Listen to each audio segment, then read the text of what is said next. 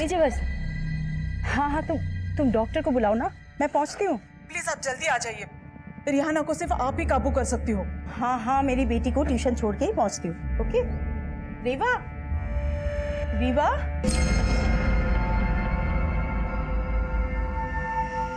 रीवा, रीवा, रीवा, बेटा।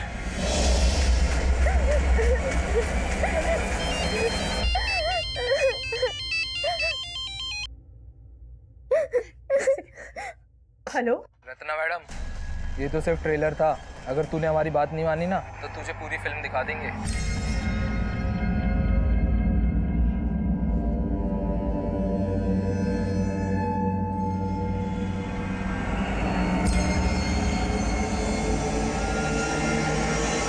नहीं आई, मुसीबतें उनका पीछा ही नहीं छोड़ रही है, इसीलिए उन्होंने मुझे भेजा। वो लोग अब काबू से बाहर हो गए। वो लोग रिहाना को नहीं मार पाए, इसलिए रत्ना मैडम के पीछे पड़ गए।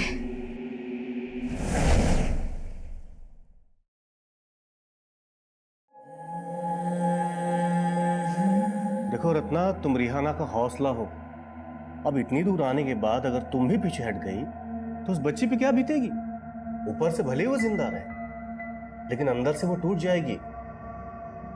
मैं तो अपनी पूरी जिंदगी उस बच्ची के नाम कर दी थी अजय सर, पर मैं भूल गई थी कि मैं भी एक माँ हूँ और मेरी बेटी को भी मेरी जरूरत है।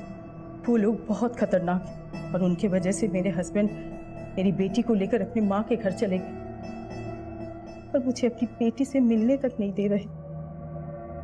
अच्छा एक बात बताओ, उन्होंने तुम्हारे घर पे हमला किया, तुम्हें धमकी दी, तो फिर तुमने पुलिस कंप्लेंट क्यों नहीं की? क्या फायदा, पुलिस ने अब तक क्या क्या जॉब करेगी।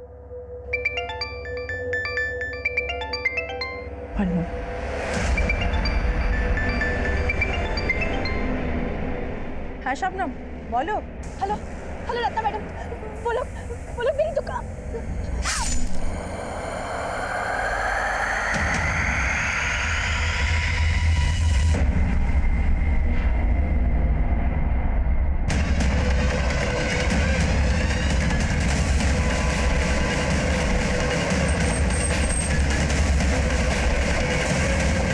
पीछे हटो।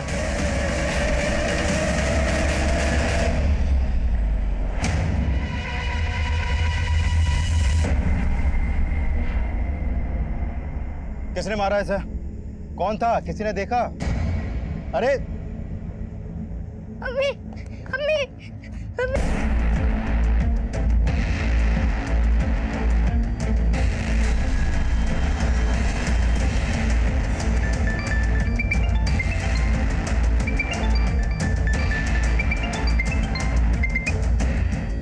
जैन सर, इस केस में मेरी एंट्री शबनम के मर्डर के बाद हुई थी। तब शबनम मर्डर केस रिहाना के केस से जुड़ा माना जा रहा था। यह केस एक ऐसे ह्यूमन एंगल से जुड़ा था जिसमें भूखमरी से लड़ रही रिहाना एक कभी ना खत्म होने वाली लड़ाई लड़ रही थी, और ये लड़ाई उसे वेस्ट बंगाल से मुंबई ले आई थी, और तब मैं भी उसके इस दर्दनाक सफर का हिस्सा बन गया था। जैन सर, सर ये रिहाना केस की फाइल। शबनम मर्डर केस की क्या अपडेट है, पहले ये बताओ। सर जाहिर है कि शबनम का मर्डर करने वाले उन्हीं लोगों से कनेक्टेड है जो रिहाना केस के सस्पेक्ट हैं, लेकिन फिलहाल कोई स्ट्रॉन्ग एविडेंस नहीं मिला सर। सर वहाँ ना तो कोई सीसीटीवी था और ना ही क्राइम सीन का कोई ऐसा विटनेस सामने आया जो उन क्रिमिनल्स के खिलाफ कुछ बोले। सब डरे हुए हैं सर। क्यों डरे हुए हैं? उनके अंदर के डर को निकालना, उन्हें कॉन्फिडेंस में लेना भी तो हमारा ही काम है ना। चलो एक बार को मान लेते हैं कि शबनम को उन लोगों ने टारगेट बनाया जो रिहाना केस में सस्पेक्ट है, लेकिन उन्होंने शबनम को 1 साल के बाद टारगेट क्यों बनाया? रिहाना तो शबनम को 1 साल पहले मिली थी ना।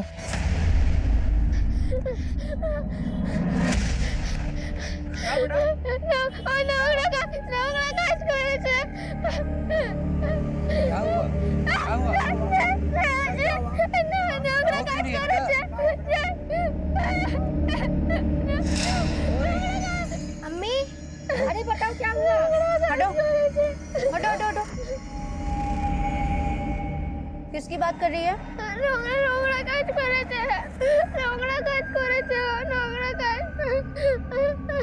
कहाँ रहती है? घर कहाँ है? डरो मत, मुझे बताओ। बाड़ी कोথায়? बाड़ी कोথায়? কোথায় থাকিস আমাকে বল। আরে पाड़ा मोहल्ला टको था हमारे बोल भी। सर शबनम बंगाली थी, इसलिए शबनम ने रिहाना से बात की। शबनम और वहाँ के लोगों को लगा कि रिहाना के साथ कुछ गलत हुआ था, इसलिए उन्होंने हमें इन्फॉर्म किया। क्या हुआ इसको? पता नहीं, कुछ भी नहीं बता रही है। इस लड़की को तो ये भी नहीं पता कि इसका घर कहाँ है। बस बार बार एक ही बात बोल रही है कि नोंगड़ा काज नोंगड़ा काज। नोंगड़ा काज मतलब? सब बंगाली में नोंगड़ा काज का मतलब गंदा काम होता है। गंदा काम? बेटा क्या हुआ आपको? सर समझ में नहीं आया, जब मैं रिहाना से बात करने गया तो वो हमें देखकर डर के मारे भाग क्यों गई? साहब लगता है मिर्गी है। और जब उसकी हालत नॉर्मल हुई तो हमने शबनम की मदद से उससे दोबारा बात करने की कोशिश की। तो नाम की? सर रिहाना ने शबनम को जो भी बताया उससे यही लगा कि रिहाना बंगाल से मुंबई आई थी और उसे मुंबई में कहीं फोर्सफुली रखा गया था, लेकिन कहाँ ये वो भी नहीं जानती थी। फिर सर हमने रिहाना की फोटो दिखाकर आसपास पूछताछ भी की और एक आदमी ने रिहाना की फोटो को आइडेंटिफाई भी किया। सर उस आदमी ने बताया कि उसने रिहाना को विष्णु के घर में देखा था, और जब हमने विष्णु से रिहाना के बारे में पूछताछ की तो उसने रिहाना को पहचानने से मना कर दिया। तो तब तुमने विष्णु के खिलाफ कोई ठोस एक्शन क्यों नहीं लिया? लेकिन सर तब सिर्फ एक गवाह के अलावा किसी ने भी उसके खिलाफ बयान नहीं दिया था, लेकिन बाद में हमने एक्शन लिया था। सर बाद में तुम लोगों ने एक्शन इसलिए लिया था क्योंकि सर्वोदय अखबार के एडिटर ने उस बच्ची पर एक आर्टिकल छापा था। उस आर्टिकल से पुलिस डिपार्टमेंट की कितनी किरकिरी हुई है मालूम है तुम लोगों को? तुम्हारे एक्शन लेने से हुआ क्या? विष्णु तो अब भी फरार है। लेकिन सर सिर्फ विष्णु अकेला सस्पेक्ट नहीं है। बोल तो ऐसे रहे हो जैसे बाकी सब लोगों का पता लगा लिया। पिछले 1 साल से ये स्केच लेकर घूम रहे हो, और शबनम के मर्डर के बाद भी सेम एक्सक्यूज है कि कोई सामने नहीं आ रहा है, डर रहे हैं सब। रिहाना के माँ बाप उसके घर का पता भी नहीं लगा पाए हो अभी तक। सर हम कोशिश कर रहे हैं। कोशिश नहीं, आई वांट रिजल्ट कमल। अब इस केस में कोई कोताही नहीं बरती जाएगी, अंडरस्टैंड?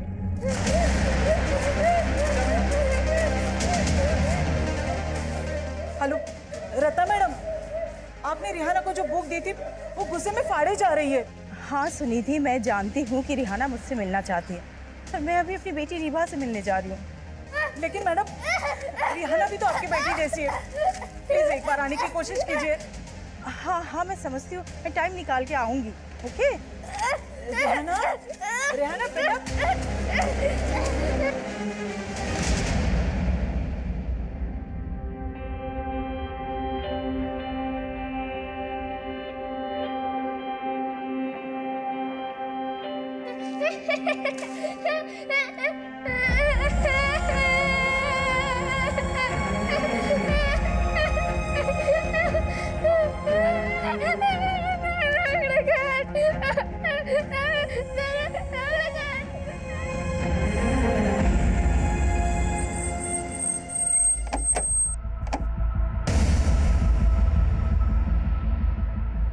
सर यही शबनम की दुकान है। शबनम का बेटा भी यहाँ आता था कभी कभी, और शबनम का एक भाई भी है सर। सर मैंने शबनम के बेटे और उसके भाई से भी पूछताछ करने की कोशिश की, लेकिन वो लोग भी चुप रहे। और शबनम की मौत के बाद उसके बेटे को शबनम का भाई अपने साथ ले गया। शबनम का मर्डर दोपहर को 12 बजे हुआ। ऐसा लग नहीं रहा है कि हत्यारों को किसी ने विटनेस ना किया।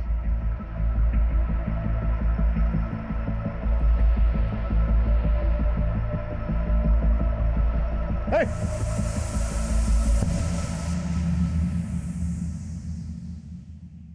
तो मुझे देख के ऐसे अचानक जाने क्यों लगे? क्योंकि मुझे मालूम है साहब, आप वही सब पूछिए और मैं कुछ नहीं जानता। आपको देखकर ऐसा लग नहीं रहा है कि आप कुछ नहीं जानते। देखिए आपको डरने की जरूरत नहीं है, आपकी हिफाजत। तुम लोग यहीं पे वेट करो।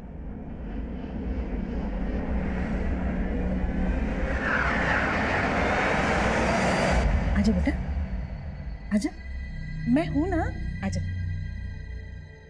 हाँ बेटा। हेलो बेटा, आओ आओ बैठो। नहीं नहीं ठीक है, अगर आपको मुझसे बात नहीं करनी कोई बात नहीं, आप मत करो। अच्छा देखो बेटा, मैं आपके लिए गिफ्ट लेकर आया हूं, ये लो।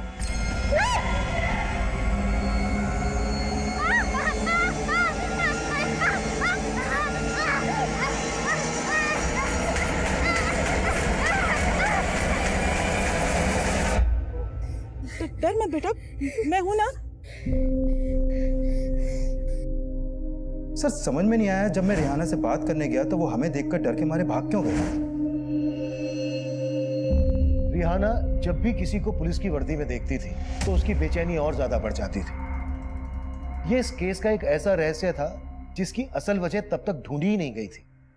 और सवाल यह भी था कि अगर रिहाना पुलिस वालों को देखकर डर रही थी तो विष्णु ने उसके साथ ऐसा क्या किया था, और वो नोंगरा का ऐसा क्या गलत काम था जिसका रिहाना बार बार जिक्र कर रही थी। इन सवालों की सतह में कई चौंकाने वाले राज दफन थे, और हमारी सबसे बड़ी लाचारी यह थी कि पिछले 1 साल से रिहाना अपने परिवार से दूर थी, और हम चाहकर भी यह पता लगाने में नाकाम थे कि रिहाना का परिवार तब कहां था। तब हमारी इन्वेस्टिगेशन की अगली कड़ी रत्ना थी। शबनम के मर्डर के बाद रिहाना ही नहीं, रत्ना की जिंदगी भी खतरे में थी। आपके घर पर हमला हुआ था, आपकी बेटी को आपके घर पर बांध दिया गया था। हाँ सर, उन्होंने मुझे फोन पे धमकी दी थी। लेकिन मेरी टीम ने मुझे इस बारे में कुछ नहीं बताया। क्योंकि मैंने उन्हें बताया ही नहीं था। मेरा तो उन पर से भरोसा ही उठ चुका है।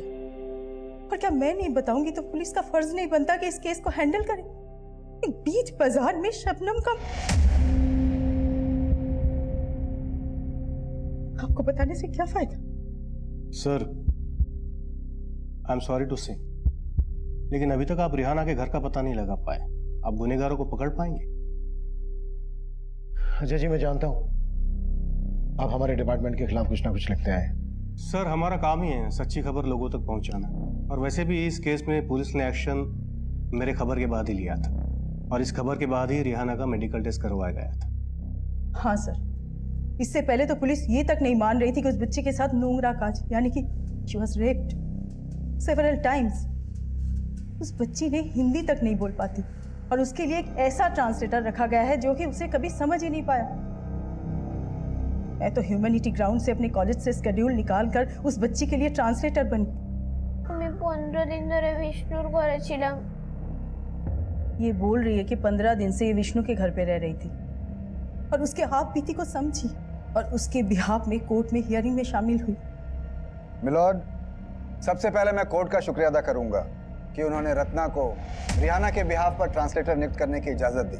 और अब मैं चाहूंगा कि रत्ना जी कोर्ट को वो सारी बातें बताएं जो रिहाना ने उन्हें बताई कि कितने वक्त से रिहाना विष्णु के घर में रह रही थी और विष्णु उनके साथ कितनी ज्यादतियां करते थे। सर, रिहाना ने मुझे बताया कि वो करीब 15 दिन से विष्णु के घर रह रही थी, और उसने मुझे ये भी बताया कि विष्णु उसके साथ रोज कई बार रेप करता था।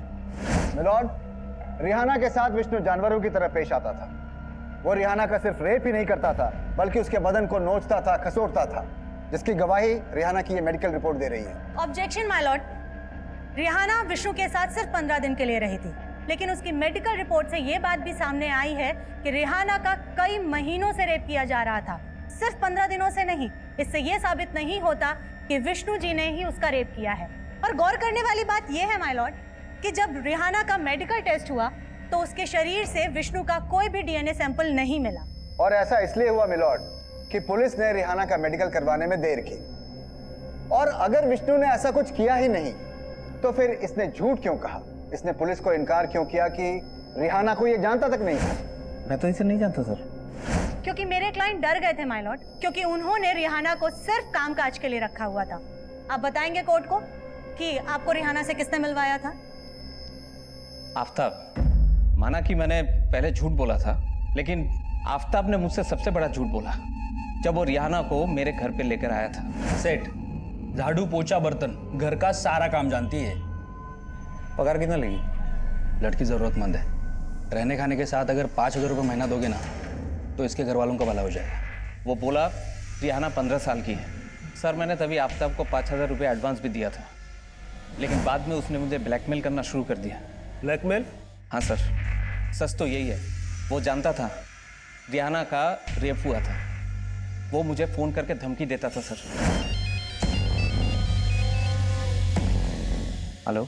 देख सेठ, अगर तूने मुझे 5 लाख रुपए नहीं दिए ना तो तेरा वो हाल होगा कि जिंदगी भर पछताएगा तू। सर, मैं तब भी बहुत डरा हुआ था, मेरे पास इतने पैसे नहीं थे, और अचानक रिहाना गायब हो गई और ये सब हो गया। ये जो रिहाना कर रही है ना, ये सब आफ्ताब के कहने पर कर रही है सर। ये सब आफ्ताब का किया धरा है सर। विष्णु ने सरासर झूठ बोला था, इसीलिए तो जमानत मिलते ही फरार हो गया। नाम श्योर विष्णु ने ही शबनम का मर्डर करवाया और उसी ने मुझे फोन में धमकी दी। ये धमकी वाला कॉल किस नंबर से आया था?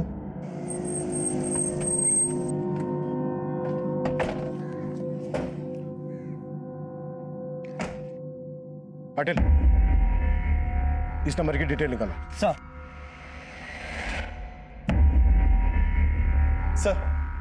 मैंने शबनम के भाई और बेटे से बात करने की कोशिश की, लेकिन कोई फायदा नहीं हुआ। सर, शबनम के बैकग्राउंड में ऐसा कुछ भी सस्पिशियस नहीं मिला जिससे ये पता चल सके कि शबनम के मर्डर के पीछे कोई पर्सनल एंगल हो। रिहाना की फैमिली का पता लगाने के लिए क्या क्या एक्शन लिया गया? सर, मैंने वेस्ट बंगाल पुलिस हेडक्वार्टर में रिहाना की फोटो भेजी थी, लेकिन वहां से अभी तक कोई अपडेट नहीं मिला। कोई अपडेट नहीं मिला तो हाथ पे हाथ रखकर बैठ गए? अब शर्मा झुकाओ इस तरह से, तुरंत वेस्ट बंगाल के लिए निकलो और जब तक रिहाना की फैमिली का पता नहीं चल जाता है वापस मत आना। सर।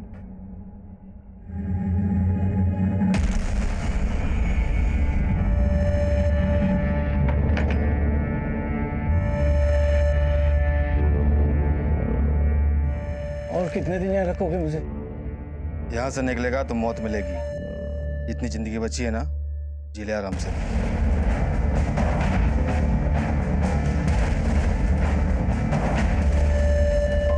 कमिंग सर, मैंने उस ब्लू कलर की वैन का ट्रायल चेक किया जिसमें शबनम की हत्या किलोमीटर दूर एक सीसीटीवी में सेम वैसी ही एक ब्लू वैन कैप्चर हुई है।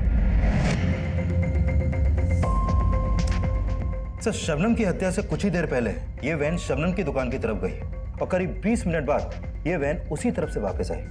सर, उस आदमी ने इस वैन को आइडेंटिफाई कर लिया जिसने स्टेटमेंट दिया था। सर, गाड़ी का ये नंबर फेक है, लेकिन इन क्रिमिनल्स तक पहुंचने की हर पॉसिबिलिटीज पर काम कर रहा हूं मैं। इस क्राइम सीन का डम डेटा भी निकलवा लिया है, वहां से कोई ना कोई सस्पिशियस नंबर तो जरूर मिलेगा। और ये दोनों कब मिलेंगे?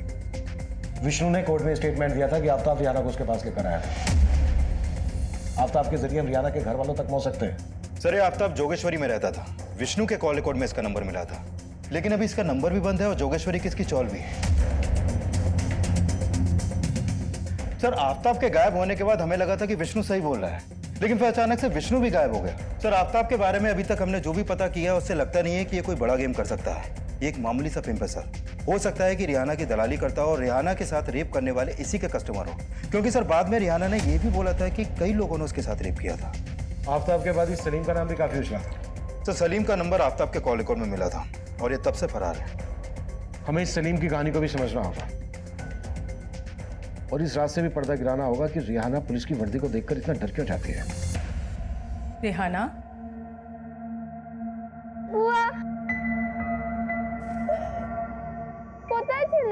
मैं तो यहीं पे थी, लेकिन रीवा ऐसा है? नहीं बेटा, रीवा तो नहीं आई है, पर एक अंकल आए हैं, तुमसे कुछ बात करना चाहते। बेटा, अंकल सलीम के बारे में जानना चाहते। बोलो तुम्हें तो क्या আপুর কাছে নিয়ে যাবে? বলো শোনা। আমি গ্রামে ছিলাম। ये गांव में थी? অনেক খুশ ছিলাম। बहुत खुश भी थी। আর তখনই প্রথমবার আমি সলিম ভাইজানকে দেখেছি। तभी ये पहली बार सलीम से मिली। बहुत मीठा गला है रिहाना का, एकदम मुंबई के लिए बना हुआ है। तो ऐसे बोल रहा है जैसे इसको गवैया बना देगा। वो हमारा इतना पहचान का, लेकिन मुंबई में हम अच्छा काम दिलवा सकते हैं। अपने यहाँ का तमाम लड़की हैं जो लोगों के घरे में चौका बर्तन करती हैं, बहुत पैसा भेजती है अपने अपने घर। वो तो है, लेकिन मेरा दिल नहीं मानता रिहाना को इतना दूर भेजने के लिए। सोच लो, घर में खाने के लाले पड़े, 2 वक्त का खाना नसीब हो जाएगा। সত্যি ভাইজান, আমি बहुत पैसा কামাবো। हाँ रिहाना, बहुत पैसा कमाओगी तुम। আব্বু, আব্বু আমাকে পাঠাও না মুম্বাই। আব্বু, আমি অনেক পয়সা কামাবো। तो मुंबई तुम्हें सलीम लेकर आया था?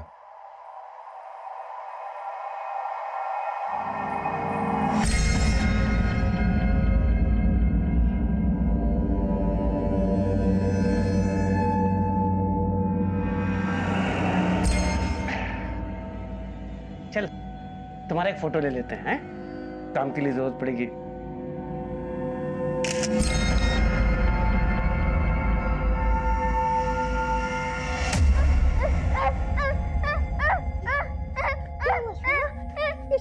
डिमोलिश करती थी। और जब रिहाना ने ये सब कोर्ट में कहा तो उसे किसी तरह इस एनजीओ में लाया गया।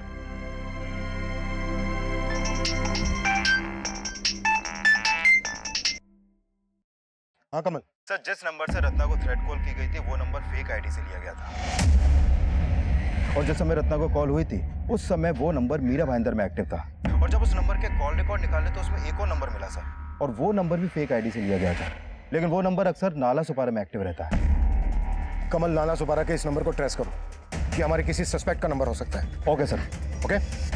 हम तब उन दोनों संदिग्ध मोबाइल्स नंबर की जांच में जुटे थे। वहीं वेस्ट बंगाल में रिहाना के परिवार की तलाश भी जोरों पर थी। तभी हमने उन दोनों नंबर्स में से एक नंबर को नाला सुपारा में ट्रैक किया।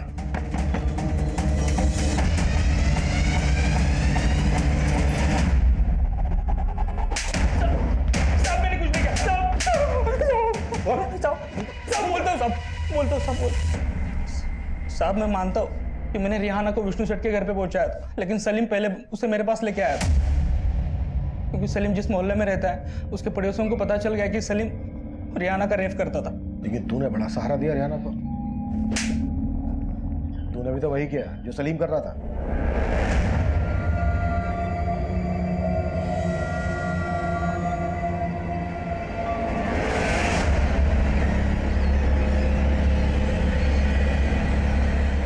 माल तो अच्छा लाया रे तूने। लाना इसके लिए और ग्राहक, तू भी कमा मैं भी कमाएगा। साहब फिर एक दिन मैं रिहाना को विष्णु सेठ के घर पे लेके गया। उसके बाद वो उसका परमानेंट कस्टमर बन गया। 15 दिन रिहाना उसके पास ही थी साहब, लेकिन मौका देख के रिहाना वहाँ से भाग निकली और पुलिस विष्णु सेठ के घर पे पहुँच गई। विष्णु सेठ ने फ़ोन करके मुझे सब कुछ बता दिया, तो साहब मैं डर गया और गायब हो गया। लेकिन विष्णु तो बोल रहा था कि तू उसको ब्लैकमेल कर रहा था, और रिहाना ने वही किया जो तूने उससे करने के लिए कहा था। झूठ बोल रहा था साहब। इस वक्त विष्णु कहाँ है? मालूम नहीं साहब। और सलीम? उसके बारे में पता नहीं है मुझे साहब। इस नंबर से तुझे कॉल कौन करता था? सलीम, लेकिन मुझे नहीं पता साहब कि सलीम अभी कहाँ पे। इसी नंबर से प्रोफेसर रत्ना को भी कॉल किया गया था, धमकी दी गई थी, उनकी बेटी को घर पर बांध दिया गया था। तेरे कहने का मतलब है ये सब सलीम कर रहा था? साहब वो तो नहीं पता, लेकिन सलीम अकेला नहीं कर रहा होगा, वो लोग करवा रहे होंगे उससे। वो कौन लोग? तू वहाँ आराम से दारू पी रहा है और मैं यहाँ पे वड़ा पाव खा खा के पक गया हूँ। मेरे को निकाल यहाँ से, तो अगर मेरा माथा ठनक गया ना तो सीधा पुलिस के पास जाके सबके काले चिट्टे खोल दूंगा मैं। अरे मैं खुद फंसा हुआ हूँ, पुलिस वालों को रिहाना का ग्राहक बना के गलती की मैंने। अरे खुद को बचाने के लिए मेरी मार रहे हैं, वो जो बोल रहा है मुझे करना पड़ रहा है। किन पुलिस वालों की बात कर रहा था? साहब ये तो आपको सलीम ही बता सकता है। मैं ना ही सलीम के बारे में जानता हूँ, ना ही विष्णु के बारे में, और ना ही उन पुलिस वालों के बारे में।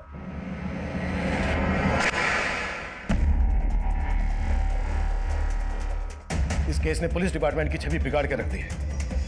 इस बच्ची के साथ पुलिस वालों ने भी।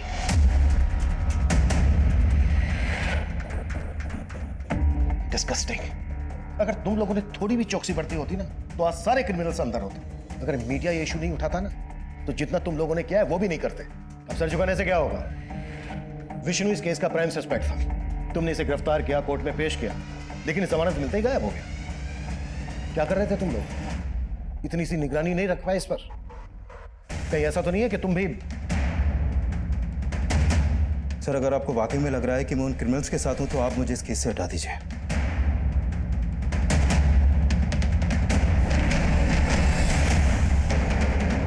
आफ्ताब की कोर्ट में पेशी की तैयारी करो। साफ।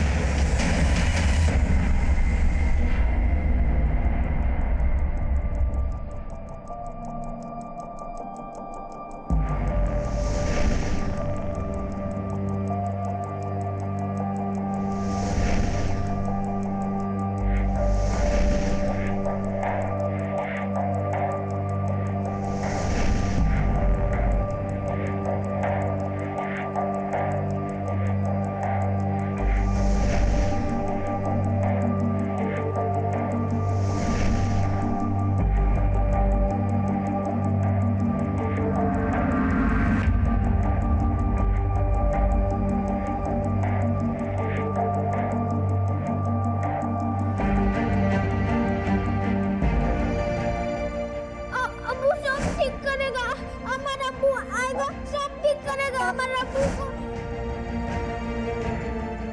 इस केस के दौरान जब जब मैंने मेरी बेटी का चेहरा देखा, तब तब मुझे रिहाना की मायूसी का ख्याल आया।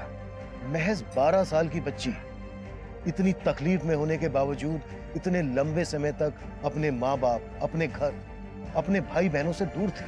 पर तब मैं ये सोच रहा था कि भले ही उसके क्रिमिनल्स देर से मिले, पर उस बच्ची को उसका परिवार जल्द से जल्द मिल जाना चाहिए। लेकिन इस केस में एक और तूफान अभी आना बाकी था, एक ऐसा तूफान जो फिर से सबको झकझोर कर रख देने वाला था। रियाना, क्या हुआ था आपके साथ? कुछ तो बताइए रियाना, क्या हुआ था आपके साथ?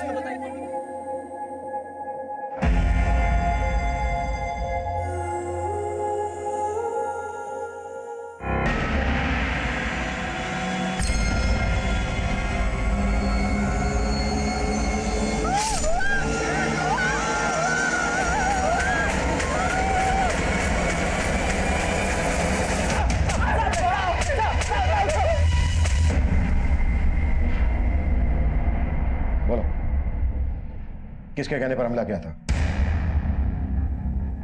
पाटिल, जब तक ये मुंह ना खोले ना, हाथ रुकना नहीं चाहिए। सर ये दोनों हिस्ट्री शीटर हैं, मुन्ना और विजय। रंगदारी और धमकी के केस में कई बार अंदर भी जा चुके हैं लोग। मतलब ये पक्का है कि किसी ने सुपारी दी है? सलीम या उन पुलिस वालों में से ही कोई होगा? हाँ गौतम। सर रिहाना के गांव का पता चल गया है। गंगा सागर के बड़ा गांव में रहती है रिहाना, तो मैं रिहाना के घर ही जा रहा हूँ। ग्रेट। रिहाना के परिवार वालों से मिलने के बाद भी मुझे कॉल करना। ओके? Okay sir.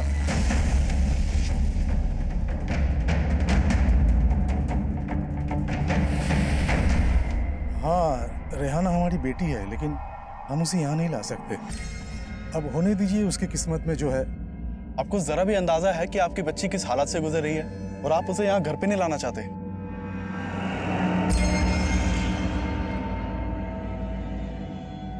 अगर रिहाना के घर वाले रिहाना को वापस नहीं बुलाना चाहते, तो इसका तो यही मतलब है कि उन्होंने खुद सलीम को रिहाना को बेचा होगा। सर मुझे भी यही लग रहा है। सर मैंने यहाँ सलीम के बारे में भी पता किया।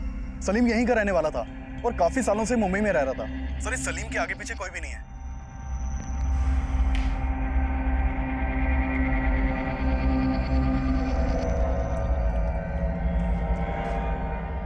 হ্যাঁ কেমন বাপ তুমি? अपने बेटी से ही पालना झाड़ लिया। अमी बोलती बस अब इस घर में रेहाना का जिक्र नहीं होगा। जाओ काम करो अपना।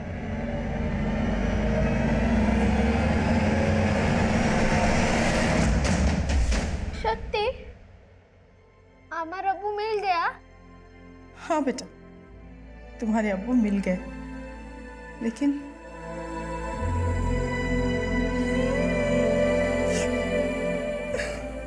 कह दो ना, तुम्हें इसलिए रो रहा है ना कि अमी छेड़े चला जाएगा?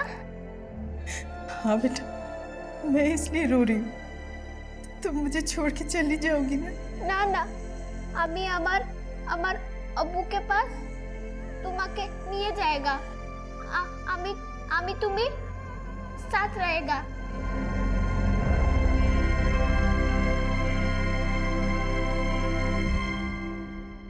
मिलॉर्ड, ये बात बिल्कुल साफ है कि इन दोनों ने रिहाना को जान से मारने की कोशिश की। मैं कोर्ट से ये चाहूंगा मिलॉर्ड कि पुलिस को इनके रिमांड की इजाजत दी जाए ताकि ये सच को कबूल कर सके कि विष्णु ने ही इन दोनों सुपारी किलर्स को रिहाना को जान से मारने के लिए भेजा था। ऑब्जेक्शन मिलॉर्ड, ये दोनों आदमी मेरे क्लाइंट विष्णु के हो ही नहीं सकते हैं। मुझे इस केस के इन्वेस्टिगेटिव ऑफिसर से कुछ क्वेश्चन पूछने की इजाजत दी जाए। इजाजत है। मुझे नहीं लगता कि इन दोनों हमलावरों ने आप जैसे ऑफिसर के सामने अभी तक अपना मुंह नहीं खोला होगा। ये दोनों प्रोफेशनल क्रिमिनल्स हैं। इनकी क्रिमिनल बैकग्राउंड है सर। तो कहीं ऐसा तो नहीं कि इन दोनों ने अपनी स्टेटमेंट दे दी हो और आप इनकी स्टेटमेंट को दबा रहे हैं?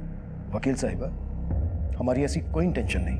इंटेंशन हो भी सकती है माय लॉर्ड, ये सब उन पुलिस वालों को बचाने की चाल है जिनके ऊपर इल्जाम है कि उन्होंने रिहाना का रेप किया है और इस वक्त वो लोग फरार हैं। ये लोग अपने डिपार्टमेंट के उन लोगों को बचा रहे हैं और इन हमलावरों के स्टेटमेंट को मैनिपुलेट करके, घुमा फिरा करके कैसे भी मेरे क्लाइंट विष्णु को दोषी साबित करने पर लगे हुए। ऑब्जेक्शन मिलॉर्ड, ऐसा कुछ भी नहीं है। जबकि आफ्ताब ने भी यही स्टेटमेंट दी है कि विष्णु उसका ग्राहक था और वो रिहाना से धंधा करवा रहा था। और रिहाना को प्लांट करके विष्णु को ब्लैकमेल कर रहा था। ऑब्जेक्शन मिलॉर्ड, ये बेवजह विक्टिम पे घिनौना इल्जाम लगा रही हैं। रिहाना बच्ची जरूर थी माय लॉर्ड, लेकिन उसको अच्छे से पता था कि बंगाल से मुंबई आकर के उसको क्या काम करना है। और रिहाना के अब्बू की स्टेटमेंट भी इसी ओर इशारा करती है। मैं रिहाना का अब्बू हूँ। मैं नहीं चाहता कि रिहाना यहाँ आए, वो जहाँ है वहीं रहे। अब उससे हमारा कोई संबंध नहीं है, हम उसे अपनाना नहीं चाहते। ऑफिसर, रिहाना के अब्बू की स्टेटमेंट के बाद आपने क्या थ्योरी बनाई, क्या मैं जान सकती हूँ? हो सकता है रिहाना के अब्बू ने रिहाना को जानबूझकर बेचा हो। परफेक्ट। इसका मतलब है कि रिहाना के अब्बू ने रिहाना को प्रोस्टिट्यूट बनाया और वो अपने दलाल आफ्ताब के कहने पर मेरे क्लाइंट विष्णु को ब्लैकमेल करने की साजिश में शामिल थी। जज साहब, ये सरासर झूठ है। ये रिहाना को इस तरह बदनाम नहीं कर सकते। रत्ना जी, आप रिहाना के बिहाफ में वही बोल सकती हैं जो रिहाना ने आपको बताया है, और आइंदा से तभी बताता हूँ साहब।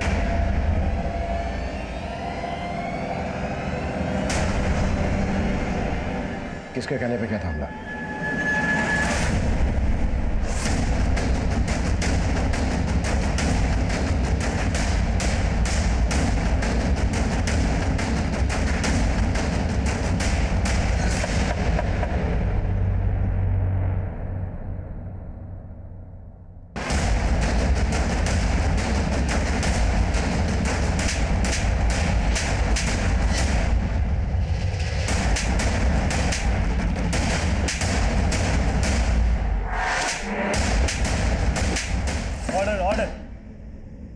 Going to announce the verdict of the case.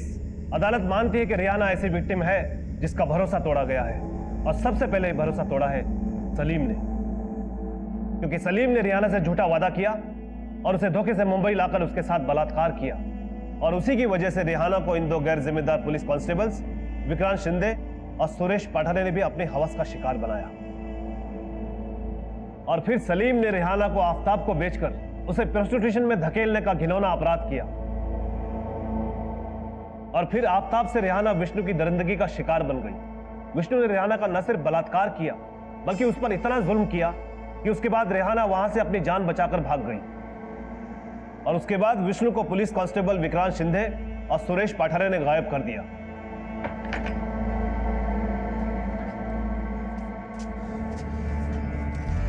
और कितने दिन यहाँ रखोगे मुझे? यहाँ से बाहर जाएगा ना तो मौत मिलेगी। जितनी जिंदगी बची है जी ले। क्योंकि इन्होंने सलीम के साथ मिलकर ऐसी आपराधिक साजिश रची जिसमें इन्होंने रत्ना और उसकी बेटी को टारगेट किया और मुन्ना और विजय के हाथों शबनम की हत्या करवा दी, और रिहाना को जान से मारने की कोशिश भी की। तमाम सबूतों और गवाहों को मद्देनजर रखते हुए यह अदालत इन सभी आरोपियों को उम्र कैद की सजा का हुक्म देती है।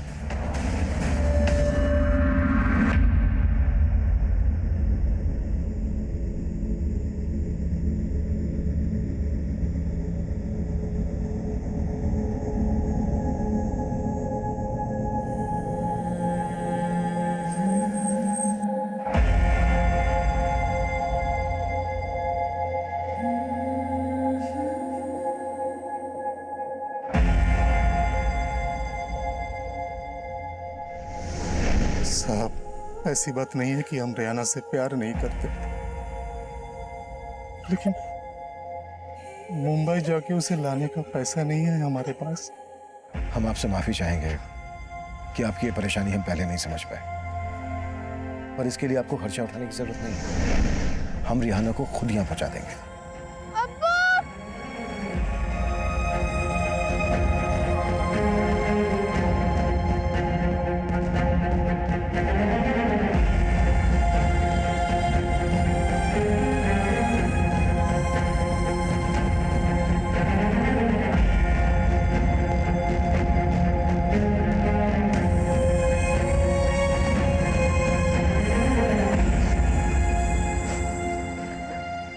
এটা তোমার জন্য। আমাকে এই চাল রত্না বুয়া দিয়েছে।